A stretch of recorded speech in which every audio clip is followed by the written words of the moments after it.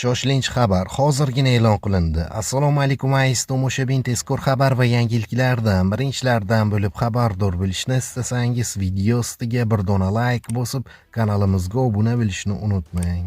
Rossiya armiyasiga hindistonliklar ham yo'llangani ma'lum bo'ldi. Hindiston tashqi ishlar vaziri Kriti Vardhan Singh mamlakat parlamentiga taqdim etgan yozma javobida Rossiya qurolli kuchlari safiga 202 nafar Hindiston fuqarosi yo'llanganini ma'lum qildi. Vazirning aytishicha, hukumatning muvofiqlashtirilgan sa'y-harakatlari natijasida 119 nafar fuqaro muddatidan oldin bo'shatilgan.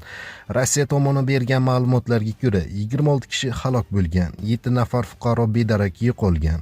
Hozirda yana 50 nafar hindistonlikni muddatidan oldin xizmatdan ozod etish bo'yicha ishlar davom etmoqda, deyiladi xabarda. Siz bugun o'z kanalda edingiz, kanalimizga obuna bo'ling va bir dona like tugmasini bosib qo'yishni unutmang.